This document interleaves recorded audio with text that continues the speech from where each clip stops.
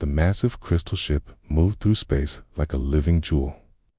Its walls glowed with soft blue light as it traveled between the stars. Inside the ship, Sub-Commander Raxion studied the star charts on his control panel. His tall, thin body was covered in scales that changed color with his mood. Right now, they were a calm green. "Commander, we are approaching the next system," said his pilot, a younger Zephyrian named Valkus. "The database says it has 9 planets. Most look empty." Raxion nodded. This was routine work. The Zephyrian Empire had been the strongest power in the galaxy for 3,000 years. They ruled over 800 worlds and commanded 10,000 ships. Every few years, they sent survey teams to check for new life or resources in unexplored systems. The Empire had a simple system. At the top were the Zephyrians themselves. Their crystal technology and energy weapons made them nearly impossible to defeat. Below them were the client races who served the Empire willingly. The Aquarians were fish-like beings who handled government work. The chitin looked like giant insects and ran the factories. The nebulans were gas clouds that managed communications across space. Everyone else was conquered and forced to pay tribute. Some worlds gave food, others gave metals or rare materials. Many gave workers who became slaves on Empire worlds. It was a system that had worked for thousands of years. "Sir, I am getting strange readings from the 3rd planet," Velka said, his scales turning yellow with confusion. The planet showed signs of advanced technology. Raxion looked at his screens. The planet was small and blue, covered mostly with water. The database listed it as uninhabited, but the sensors were picking up energy signatures that should not exist on a primitive world. "Move us closer," Raxion ordered. "Scan the surface." What they found made both Zephyrians stare in shock.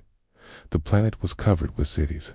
Lights blazed across the dark side of the world in patterns that showed advanced civilization. Radio waves filled the space around the planet with thousands of different signals. "Commander, the population readings are incredible," Valkus whispered. "There are over 8 billion life forms on this world." Raxion felt his scales shift to purple with amazement. 8 billion was larger than most Empire worlds. How had such a massive civilization stayed hidden for so long? "What kind of technology do they have?" he asked. Valkus worked at his controls, scanning deeper into the planet's surface. "They have split the atom, Commander. They have weapons that use nuclear energy. They have sent vehicles into space and landed on their moon. Their cities are connected by a global communication network." This was far beyond what the Empire usually found. Most worlds they discovered were still using simple tools or had just learned to work with metal. A few had basic space travel, but this world had advanced almost to the level of Empire client races. "Something else," Commander Velka said, his scales now bright orange with worry. "I am monitoring their communications. These beings seem to be constantly fighting each other." Raxion studied the data flowing across his screens. The planet was divided into hundreds of different groups, each with their own territory. Many of these groups were actively at war with each other. Others were preparing for war or had just finished fighting. "They fight their own kind?" Raxion asked. "Yes, Commander. And they seem to enjoy it. Listen to this." Velkus played an intercepted communication. The sounds were harsh and aggressive, unlike the musical tones of Zephyrian speech. Even through the translation device, the emotion was clear. These beings were not afraid of conflict. Raxion had conquered dozens of worlds during his career. He had seen every type of reaction to the Empire's arrival. Most species panicked when they first saw Zephyrian ships. Others tried to hide or negotiate. A few fought back, but never for long. These beings were different, but their constant warfare suggested they might actually welcome a fight. That made them dangerous. "Commander, what should we do?" Valkos asked. Raxion made his decision. Send a message to Emperor Vextor on Nexus Prime. Tell him we have found a world with advanced technology and a large population. Tell him these beings appear to be naturally aggressive. The message was sent through the Empire's communication network, would reach the capital world in just a few hours. Xan expected to receive standard orders, make contact, demand submission, and add the world to the Empire's tribute list. The response came faster than expected. Emperor Vextar himself appeared on the communication screen. His ancient face was carved from living crystal, and his eyes glowed with inner fire. Common to Raxion, the Emperor said, his voice carrying the weight of 3 millennia of rule. I have reviewed your report. This world presents an unusual situation. Yes, Your Majesty. Should we proceed with standard contact protocols? Emperor Vextar was quiet for a long moment. He had ruled the Empire since before most star systems had been explored. He had seen the rise and fall of 1,000 civilizations. In all that time, he had never encountered a species that seemed to actively seek conflict. No, he said finally. This world will not receive standard protocols. Prepare a diplomatic vessel and a full escort. These beings will be given a choice no other world has received. Raxion felt his scales turn deep blue with confusion. Your Majesty, what choice? They will submit immediately and completely, or they will be destroyed.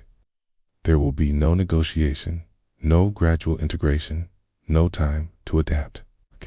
They are too dangerous to be allowed to develop further. The Emperor's words sent shock waves through the bridge.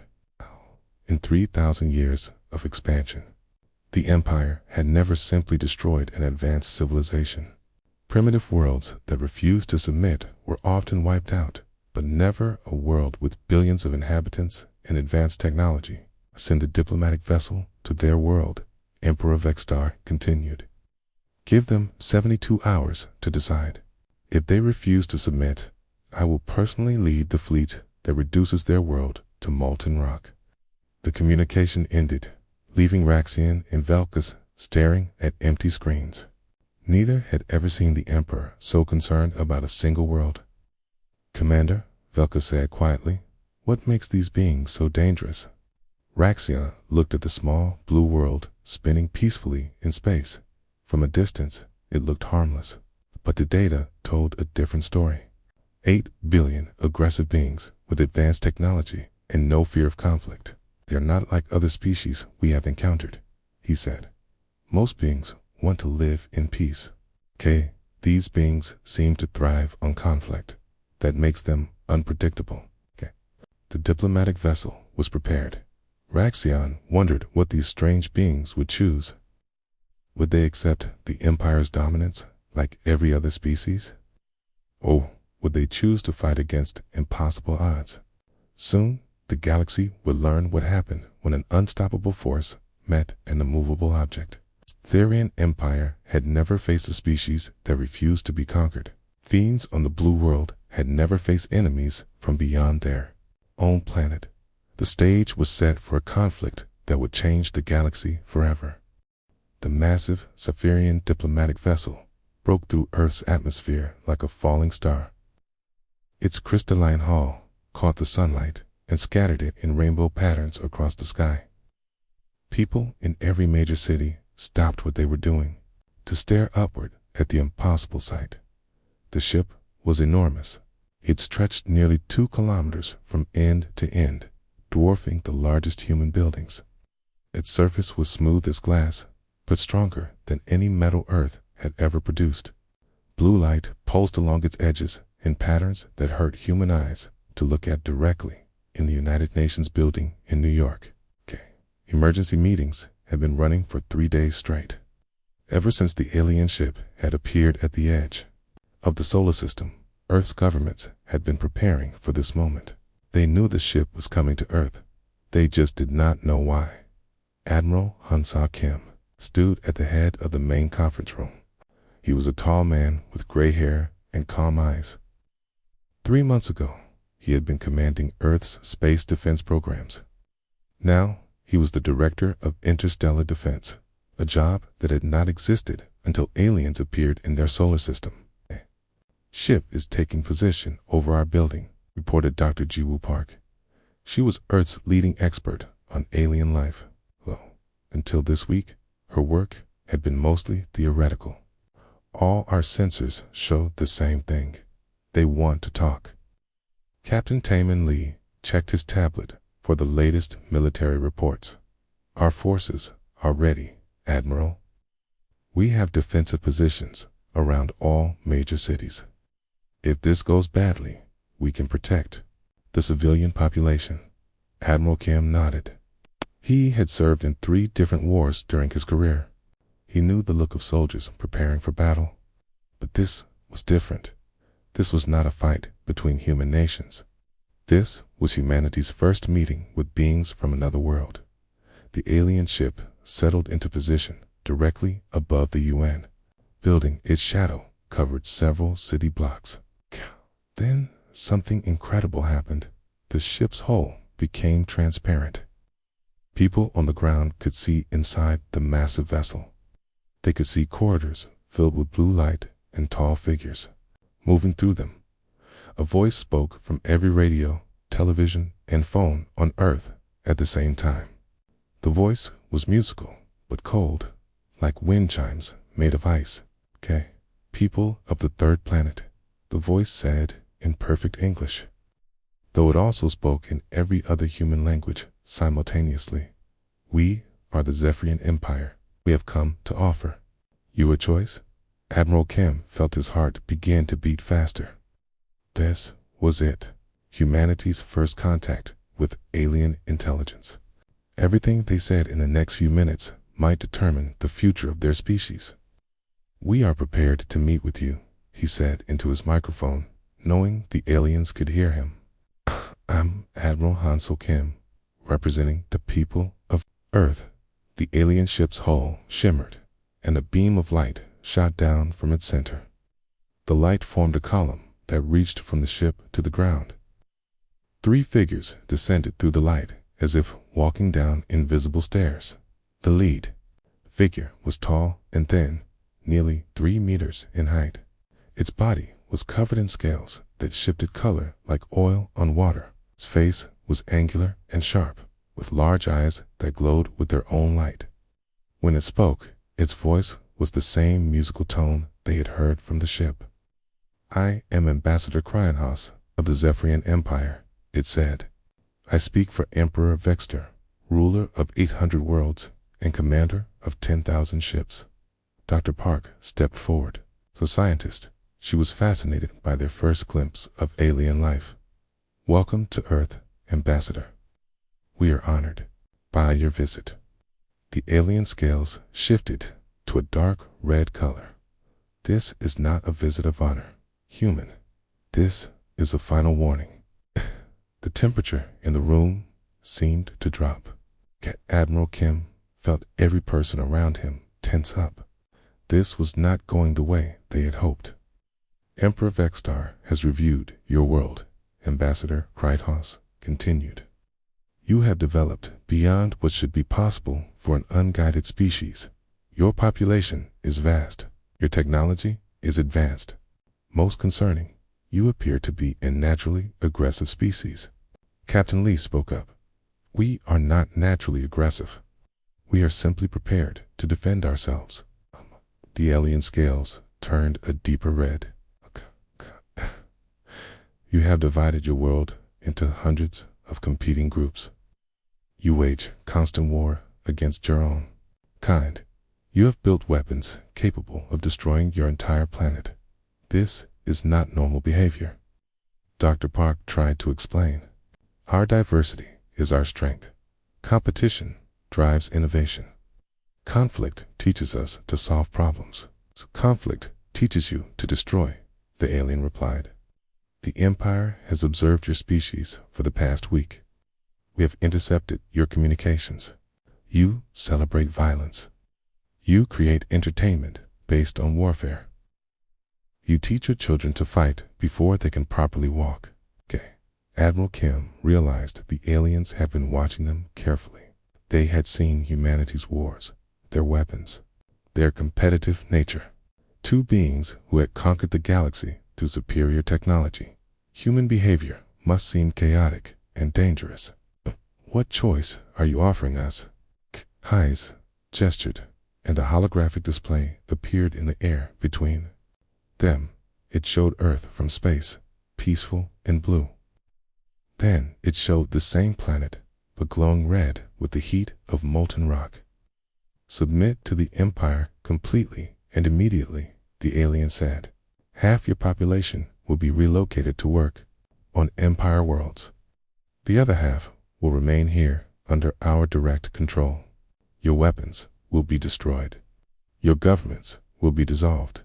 You will become part of the Empire's tribute system. The room was silent. Admiral Kim felt the weight of 8 billion lives pressing down on him. This was not the friendly first contact that humanity had imagined for so long. And if we refuse? Dr. Park asked, though she already knew the answer. Then your world will be destroyed, Ambassador Krytos said simply. Not conquered, not occupied, destroyed. Nothing will remain but cooling rock and empty space. The alien gestured again, and the display changed. Now it showed a massive fleet of crystal ships, hundreds of them, all pointing toward Earth. You have 72 hours to decide, the ambassador continued. At the end of that time, you will announce your choice to the galaxy, submit, or face complete annihilation. Captain Lee stepped forward. You seem very confident that we will choose submission. Every species chooses submission, the alien replied. In 3,000 years, no world has ever chosen destruction over integration into the Empire. Admiral Kim looked at his colleagues. Dr. Park was studying the alien with scientific curiosity. Captain Lee was calculating military possibilities. Both of them were thinking the same thing he was. We would like to see a demonstration of your power, Admiral Kim said, so we can make an informed decision. The alien scales shifted to purple, a color they had not seen before. You wish to see our weapons? Yes, we want to understand exactly what we are choosing between. Ambassador Krytos seemed surprised by the request. Most species begged for mercy at this point. They did not ask to see more weapons. Very well, the alien said. Observe. The holographic display changed to show a small, uninhabited island in the Pacific Ocean. The island was about 2 kilometers across, covered with trees and surrounded by clear water. A beam of pure energy shot down from the alien ship in orbit. It struck the island and turned everything it touched into glowing plasma. In less than 10 seconds, the entire island was gone. Only bubbling water remained where solid ground had been moments before. This is the smallest weapon on the smallest ship in our fleet, Ambassador Krytos said. The Emperor's flagship could destroy your entire continent with a single shot. Admiral Kim nodded slowly. The demonstration was impressive. The aliens clearly had technology far beyond anything humans had developed. But instead of fear, he felt something else, something that surprised even him. He felt excited. Thank you for the demonstration, he said. We will need the full 72 hours to make our decision. The alien scales turned bright orange. Most species decide within minutes. We are not most species, Dr. Park said, as the aliens prepared to return to their ship. Admiral Kim made a decision that would echo across the galaxy. He activated the emergency broadcast system, sending his words to every human on Earth and every listening device in space. People of Earth, he said, we have 72 hours to give our answer to the Zephyrian Empire. They have offered us a choice between submission and destruction. He paused, looking directly at Ambassador Krytos. Okay, but I think we should send them a different message, Earth's message, to the galaxy's superpower. Finally, a worthy target. The alien scales turned colors that had no human names. For the first time in 3,000 years, the Zephyrian Empire had encountered a species that seemed to welcome the challenge of fighting them. The countdown to humanity's choice had begun. The Zephyrian Third Battle Fleet emerged from hyperspace like a swarm of crystal daggers. 300 ships formed perfect geometric patterns around Earth's solar system. Each ship was a masterpiece of alien engineering, their hulls gleaming.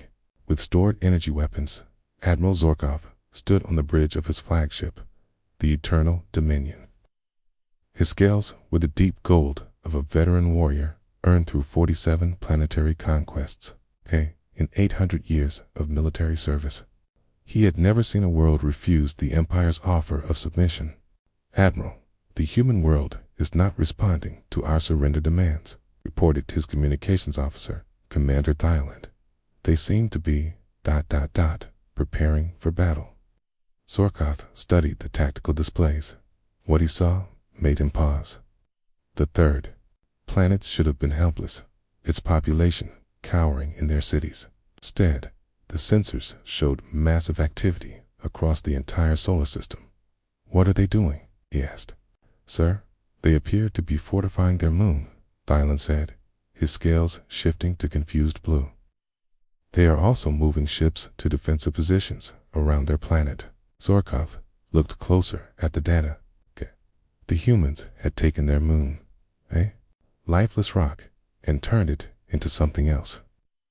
Energy readings showed weapons, installations, shield generators, and launch bays carved deep into the lunar surface. The work looked like it had been done in just 3 days. How did they build so much so quickly? He wondered aloud. His tactical officer, Sub-Commander Nectar, checked his instruments. "Admiral, they appear to have used mining explosives to hollow out sections of the moon. They are using the same techniques they use to dig tunnels in their mountains." This was not how civilized warfare was supposed to work. The Empire conquered worlds through superior technology and overwhelming force. Enemies either surrendered immediately or were destroyed from orbit. They did not turn their moons into fortresses. "Begin the attack," Zorkov ordered. Target moon installations first. Once their defenses are eliminated, we will demand surrender again. The first wave of Zephyrian ships moved toward the moon, their energy weapons charged with the familiar blue glow that had terrified 1,000 worlds. The humans would learn that resistance was futile. The first shock came when the human defenses opened fire. Commander Swa Choi watched from the primary command center, buried deep inside the moon. She had been a submarine commander before first contact, expert in fighting from hidden positions. Now she commanded Luna Base, Earth's first line of defense. "All batteries, open fire," she ordered. The moon's surface erupted with light. Weapons that had been invisible moments before revealed themselves as they fired. Human engineers had spent 3 days turning mining equipment into weapons, nuclear reactors into power sources, and empty caverns into missile silos. The Zephyrian ships found themselves under attack from directions they had not expected. Projectile weapons fired solid metal slugs at incredible speed. Missile swarms launched from hidden bays. Most surprising of all, the humans had already begun using captured Zephyrian technology, turning the Empire's own weapons against them. "How are they doing this?" Zorkov demanded as his ships took damage. "How do they have our technology?" The answer came from an unexpected source. 3 days earlier, the humans had asked for a demonstration of Zephyrian power. What the Empire had not realized was that the humans had been studying that demonstration very carefully. When the energy beam destroyed the island, human scientists had analyzed every detail of the weapon's function. Dr. Ji Woo Park had led a team of engineers in a desperate race to understand alien technology.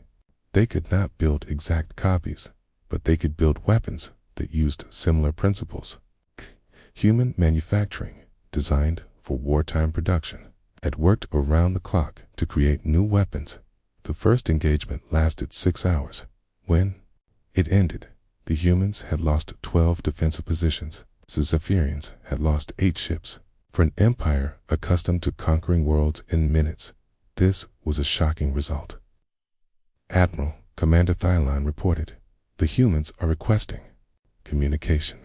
Zorkoth expected to receive a surrender offer. Instead, he found himself looking at a human female wearing a military uniform. Her dark eyes showed no fear, only determination. "I am Commander Sora Choi of the Luna Defense Force," she said. "We want to compliment you on your attack." It was well planned and executed. Zorkoth felt his scales turn purple with confusion. "You are complimenting us?" "Of course. You've been studying your tactics. Your coordination is excellent.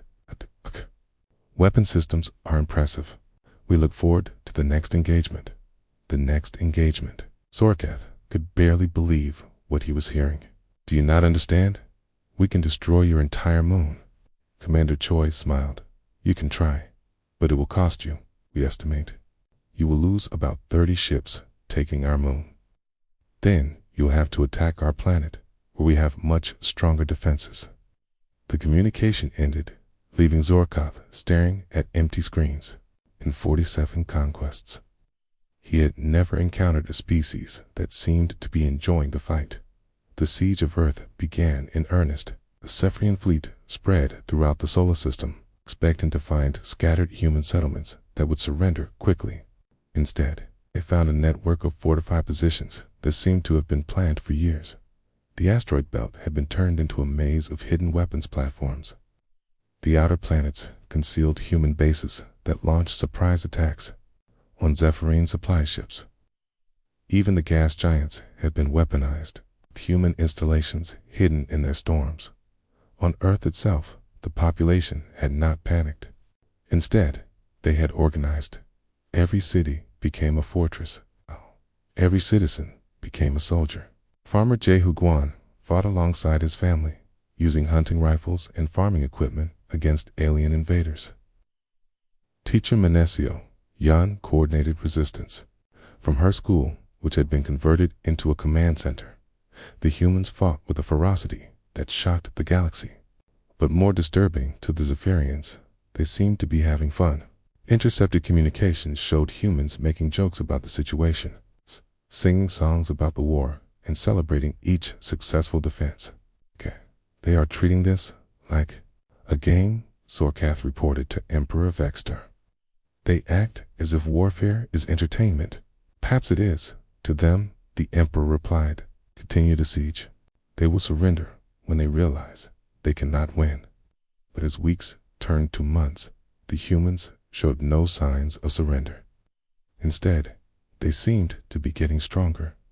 Their weapons improved with each battle. Their tactics became more sophisticated. Most worrying of all, superior engagements against superior Zephyrian forces. The breaking point came when the humans launched their first offensive operation. A strike team led by Lieutenant Dong Ho Yoon infiltrated a Zephyrian supply depot. Using techniques learned from Earth's special forces, they destroyed the facility and escaped with captured technology. "They are not just defending," Zorkoth told his staff. "They are attacking. They are learning from every battle and becoming more dangerous." The siege had become a war of attrition. The Zephyrians, accustomed to quick victories, found themselves trapped in a conflict that seemed to have no end. Their supply lines were constantly under attack. Their ships required repairs that took weeks to complete. Meanwhile, the humans seemed to thrive on the challenge. Designed for global warfare, easily adapted to space combat. Underground factories produced weapons and ammunition. Hidden research centers developed new technologies based on captured alien equipment. Most disturbing of all, other species in the galaxy were beginning to take notice. The impossible was happening. The Empire's greatest fleet was being held at bay by a species that had not even known aliens existed months earlier. Captain Kamen Lee stood in the main command center on Earth, watching tactical displays that showed the current state of the war. Human forces now controlled significant portions of their own solar system. The Zephyrian fleet was scattered and weakened. "Sir," his communications officer reported, "we are receiving surrender offers from 12 Zephyrian ships. They want to defect to our side." Lee nodded. It was beginning. The Empire's iron discipline was cracking under the pressure of a war they could not win and could not end. Individual ship commanders were starting to realize that the humans offered something the Empire did not: the chance to fight alongside them instead of being conquered by them. "Accept their surrender," Lee ordered. "But make sure they understand the terms. We do not want slaves or servants. We want allies." The siege of Earth had become something no one had expected. It was no longer a conquest. It was a revolution. And at the center of it all, humanity had proven something that would echo across the galaxy for generations to come. Sometimes, the strongest power in the universe is the refusal to give up. Admiral Dongwook Nam stood on the bridge of the ESS Independence, humanity's first interstellar warship. The ship was ugly by galactic standards. Its hull was covered in thick armor plating and bristled with weapons. Where Zephyrian ships were elegant crystals, human ships looked like floating fortresses built for one purpose: war. "Admiral, all fleet units report ready," announced Captain He Chen Chen from her position at the tactical station. Her ship, the ESS Defiance, led a squadron of converted mining vessels that had been turned into warships in just 4 months. Nam looked out at the human fleet assembling around Earth. 50 ships had emerged from hidden construction facilities, scattered throughout the solar system. Each ship was different, built using whatever materials and technology were available. Some used human engines and Zephyrian weapons.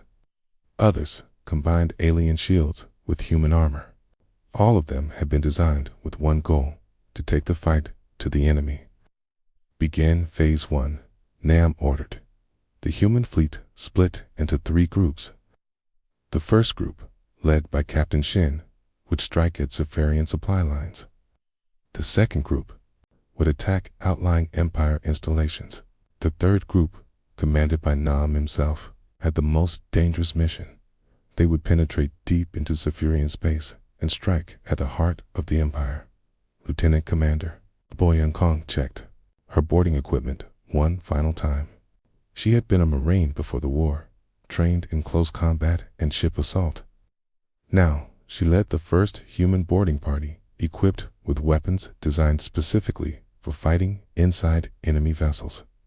"Remember," she told her team, Zephyrian, "ships are designed for energy weapon combat. They are not prepared for hand-to-hand fighting. Use that advantage." The human strategy was unlike anything the galaxy had ever seen. Where other species tried to match the Empire's technology, humans chose to fight differently. Attacked supply lines instead of fleets. They targeted infrastructure instead of military bases. They used boarding parties instead of energy weapons. Most shocking of all, they fought to win rather than for honor or glory. The first target was a Zephyrian supply convoy heading to reinforce Admiral Zorkot's fleet. The convoy consisted of 12 cargo ships protected by 4 military escorts. By Empire standards, it should have been safe from any attack. Captain Shin's squadron emerged from hyperspace in perfect ambush formation. The human ships had learned to use captured Zephyrian stealth technology, making them nearly invisible until they opened fire. "All ships engage at will," Shin ordered.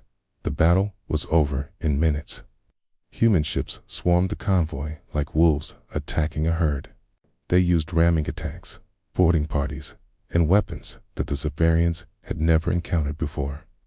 When the fighting ended, all 12 cargo ships had been captured, and 3 of the 4 escorts had surrendered. "This is impossible," gasped Commander Velthorn, the surviving Zephyrian officer. "How did you appear without warning? How did you coordinate such an attack?" Captain Chen studied the alien through the communication screen. "We learned from watching you fight. but we also learned from fighting each other for thousands of years. Fighting each other. Torna's scales turned confused blue. It's your own species. Human history is the story of constant warfare, Shin explained. We have developed every possible way to fight. Ambush tactics, guerrilla warfare, naval combat, air combat, space combat. We have been preparing for this war our entire existence, even when we did not know it. The news of the convoy's destruction sent shockwaves through the Empire. In 3,000 years, no one had successfully ambushed a Zephyrian supply fleet. The Empire's reputation for invincibility was beginning to crack. Emperor Vexter summoned Admiral Zorkoth for an emergency meeting. The ancient ruler's crystalline face showed no emotion, but his eyes burned with inner fire. Explain to me how a primitive species has captured 12 of our cargo vessels, the Emperor demanded. Zorkoth felt his scales shift to defensive gray. Your Majesty, these humans do not fight like other species. They use tactics we have never encountered. They seem to have studied warfare as extensively as we have studied technology. They are a single world. You're an empire of 800 worlds. Yes, Your Majesty. But they fight as if their entire species is one military unit. Every human seems to be a soldier. Every human installation is a fortress. They have turned their entire civilization into a war machine. Meanwhile, the human offensive was expanding. Engineer Wu Jinbei led a team that infiltrated a Zephyrian fortress world called Gamma Station, using tunnel warfare techniques developed. In Earth's coal mines, they dug through the planet's crust and emerged inside the fortress itself. How did they get inside? Demanded the fortress commander as alarms blared throughout the installation. We have energy shields covering the entire surface. Sir, they came from below, his aide reported. They dug tunnels through solid rock. Our sensors were not designed to detect underground movement. The fortress fell in 6 hours. Stations, trained to fight enemies that attacked from space, had no defense against humans who attacked from beneath their feet. Each human victory taught the galaxy something new about warfare. The humans did not just fight to destroy their enemies. They fought to learn from them. Every captured ship was studied. Every prisoner was questioned. Every battle was analyzed for lessons that could be used in the next engagement. Sergeant Minho Park led a boarding party onto a Zephyrian cruiser. His team moved through the ship's corridors like they had been designed for this kind of fighting. They used grenades to clear rooms, assault rifles to cover advances, and hand-to-hand combat when they ran out of ammunition. The Zephyrian crew, armed with energy weapons designed for space combat, found themselves helpless against humans who fought with primitive but effective weapons at close range. Surrender your ship, Park told the Zephyrian captain. Your crew will be treated well. We do not kill prisoners. The captain's scales showed deep confusion. Why do you not simply destroy us? That is how wars are fought, not how we fight wars, Park replied. We fight to win. Dead enemies teach us nothing. Surrendered enemies can become allies. This was perhaps the most shocking aspect of human warfare. They offered mercy to defeated enemies. They treated prisoners well. They even allowed captured Zephyrians to join human crews if they wanted to. Within 6 months, the human fleet included dozens of former Empire ships crewed by mixed human and alien teams. Former enemies worked together, sharing knowledge and tactics that made both species stronger. Captain King Ho Park, no relation to Sergeant Minho Park, led the most daring mission of the war. His team infiltrated Nexus Prime itself, the capital world of the Zephyrian Empire, using skills learned from Earth's intelligence agencies. They spent weeks gathering information about Empire defenses and weapons. The Emperor's palace has a weakness, Park reported to Admiral Nam. Their security is designed to stop energy, weapons, and large-scale attacks. It is not designed to stop small teams with conventional explosives. Nam studied the intelligence reports. The humans had learned something important about the Empire. For all their advanced technology, the Zephyrians had forgotten how to fight against determined individuals using simple weapons. Prepare the final assault, Nam ordered. It is time to end this war. The human fleet, now grown to over 200 ships through captures and new construction, began moving toward Nexus Prime. They brought with them something the galaxy had never seen: a combined force of multiple species working together as equals. Zephyrian ships flew alongside human vessels. Aquarian engineers worked with human technicians. Even some Khitan warriors had joined the human cause, attracted by their egalitarian approach to warfare. Admiral Captain Shin reported, "We are receiving surrender offers from an entire empire. Fleets, they want to join us rather than fight us." Nam nodded. This was the power of the human approach. They did not conquer enemies. They convinced them to become allies. They offered something the Empire never had: the chance to be partners rather than subjects. As the combined fleet approached the Empire's capital, Emperor Vexstar made a desperate decision. He would activate the planet's ultimate defense system, a weapon capable of destroying entire star systems. If he could not rule the galaxy, we would ensure that no one could challenge the Empire again. But the Emperor had not counted on Captain Park's infiltration team. For months, they had been sabotaging critical systems throughout the capital. When the Emperor tried to fire his ultimate weapon, nothing happened. The siege of Nexus Prime began with the Empire's greatest weapon. Already defeated by human intelligence and determination, the war that had begun with humanity's refusal to surrender was about to end with the Empire's capital under attack by the very species they had tried to destroy. The galaxy would never be the same. The combined fleet hung in space around Nexus Prime like a constellation of hope. 200 ships from dozens of different species formed a circle around the Zephyrian capital world. At the center of the formation, Admiral Dongwook Nam's flagship led the final assault on 3,000 years of galactic tyranny. Emperor Vexstar stood in his crystal throne room, watching the approaching fleet through massive windows that showed the darkness of space. His ancient face remained calm, but his glowing eyes betrayed his desperation. In all his long life, he had never imagined seeing enemy ships in orbit around his own world. "Your Majesty," his aide commander, Ritok, whispered, "the planetary defense systems are not responding. The humans have disabled our primary weapons." Die. Emperor's crystalline fingers tightened on his throne. Captain Kyung-ho Park's infiltration team had been more successful than anyone realized. For 6 months, they had been moving through Nexus Prime like ghosts, systematically sabotaging the Empire's most critical systems. "Activate the Omega device," the Emperor commanded. Commander Ritok's scales turned pale white with fear. "Your Majesty, the Omega device will destroy this entire star system. Everyone will die, including us. Better to die as rulers than live as subjects," Vexstar replied coldly. The Omega device was the Empire's final secret weapon, built into the core of Nexus Prime itself. It could release enough energy to turn the entire solar system into an expanding cloud of plasma. The Emperor had hoped never to use it, but humanity had forced his hand.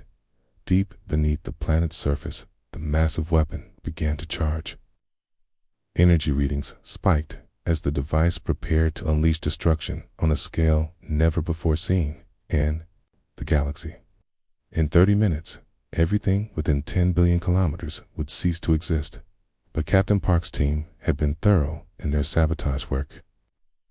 As the Omega device powered up, critical components began to fail. Cooling systems shut down. Power conduits overloaded. Safety systems activated and locked the weapon into emergency shutdown. "Sir, the device is not responding," Ritok reported, his voice shaking. All systems show red status. Emperor Vextar felt something he had not experienced in 3,000 years. Helplessness. His empire was crumbling. His capital was under siege. And his ultimate weapon had been neutralized by primitive beings who should have surrendered. Months ago, Admiral Nam received a report from his intelligence team with grim satisfaction. The Emperor tried to activate a planet-killer weapon. He told his staff. Captain Park's team stopped it. Began the final assault. The attack on Nexus Prime was unlike any battle in galactic history. Human Marines, supported by Zephyrian defectors and allied species, landed on the planet's surface using drop pods and assault shuttles. They fought their way through crystal cities and energy barriers, but their goal was not destruction. Lieutenant Junwoo Kim led his squad to the capital city's main plaza. Around him, Zephyrian civilians watched in amazement as human soldiers helped injured aliens and protected non-combatants from the fighting. Remember, Kim told his troops, "We are here to liberate, not to conquer. Anyone who surrenders is to be treated with respect." This was the human way of war. They fought fiercely against military targets, but they protected civilians and offered mercy to anyone who laid down their weapons. It was a concept that most of the galaxy found difficult to understand. The battle for the Imperial Palace lasted only 3 hours. Human forces, moving through passages that Captain Park's team had mapped during their infiltration, bypassed most of the palace defenses. They found Emperor Vextar in his throne room, alone, except for his loyal aide. Admiral Nam entered the throne room wearing simple military dress rather than elaborate ceremonial armor. He looked at the ancient ruler with respect, but not fear. "Emperor Vextar," Nam said formally, "I am Admiral Dong-wook, Nam of the Earth Defense Forces and commander of the Allied Liberation Fleet. I am here to accept your surrender." The Emperor's glowing eyes studied the human admiral. "You expect me to surrender to you?" "I expect you to surrender to the idea that no one species should rule over all others," Nam replied. "Your empire is finished. Your fleets have joined us. Your worlds are declaring independence. But your knowledge and your people still have value." Vextar was confused. In 3,000 years of conquest, he had never heard a victor speak like this. "What are your terms?" "There are no terms," Nam said. "There is only a choice. Join us in building something better, or step aside and let others do it." Dr. Jiwoo Park, now serving as Earth's ambassador to the galaxy, entered the throne room carrying a document that would change galactic civilization forever. The Galactic Constitution was written in the languages of every known species, establishing principles that had never existed before. "Every intelligent species has a right to self-determination," she read aloud. "No species may be forced to serve another. All beings are equal under galactic law. Conflicts shall be resolved through negotiation and mutual consent." As Emperor Vextar listened to words that destroyed everything his empire had stood for. "And if I refuse to accept this ... Constitution, then you will be retired to a comfortable exile," Dr. Park replied. "We do not execute defeated leaders. We simply remove them from power." The signing ceremony took place 1 week later in the same throne room where the empire had ruled for millennia. Representatives from over 400 species gathered to witness the birth of the Galactic Confederation. Admiral Han-Saw Kim, promoted to Fleet Admiral of the new Joint Defense Force, watched as former enemies signed the document that made them equals. Zephyrian scientists worked alongside human engineers. Quarian diplomats negotiated with chitin manufacturers. Species that had been enslaved for centuries took their places as free and independent members of the galactic community. "It is remarkable," commented Ambassador Krytas, the former Zephyrian diplomat who had delivered the original ultimatum to Earth. "You have accomplished something we thought impossible. You have created peace through strength."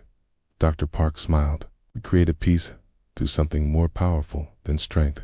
We created it through the belief that everyone deserves to be free. Transformation of galactic civilization did not happen overnight. It took years of negotiation, compromise, and patient work to build new institutions. The old tribute system was replaced by voluntary trade agreements. The old military hierarchy became a mutual defense alliance. The old empire became a confederation of equals. Captain Taman Lee, now serving as Director of Galactic Security, established new protocols for first contact with unknown species. "We will never again allow one species to dominate others," he declared. "The galaxy belongs to all of us." The former Emperor Vextar chose exile on a peaceful world where he spent his remaining years writing memoirs about the rise and fall of the Empire. In his final book, he wrote, "I ruled through fear for 3,000 years. Humanity taught the galaxy to live through hope in less than one." 5 years after the war ended, the first mixed species exploration fleet departed for unknown regions of space. The ship carried crews from 20 different worlds, working together to discover what lay beyond the borders of known space. Their mission was not conquest, but exploration.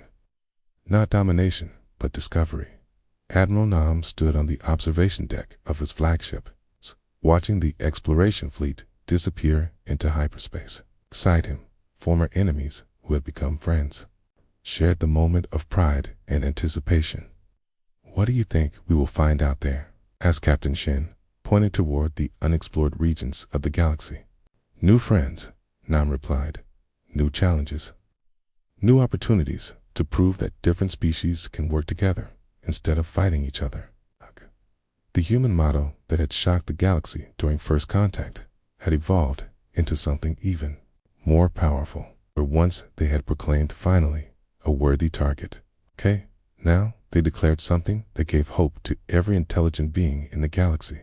Freedom is not negotiable. It's the war that began with humanity's refusal to surrender had ended with the galaxy's acceptance that no one should ever have to surrender their freedom again. The Zephyrian Empire was gone, replaced by something unprecedented in galactic history. Civilization built on the principle that all intelligent life had equal value. In schools across hundreds of worlds, children of dozens of species learned the story of the small blue planet that changed everything. They learned that courage was not the absence of fear, but the willingness to do what was right despite that fear. They learned that the strongest power in the universe was not the ability to destroy, but the determination to protect. And they learned that sometimes the greatest victory was not defeating your enemies, but convincing them to become your friends. The galaxy would never be the same. And that was exactly what humanity had intended from the moment they sent their message to the stars. Finally, a worthy target. The target had not been the Zephyrian Empire. The target had been the idea that some beings were meant to rule, while others were meant to serve. Humanity had aimed at that target and hit it perfectly, freeing not just themselves, but every intelligent species in the galaxy. The age of empires was over. The age of cooperation had begun.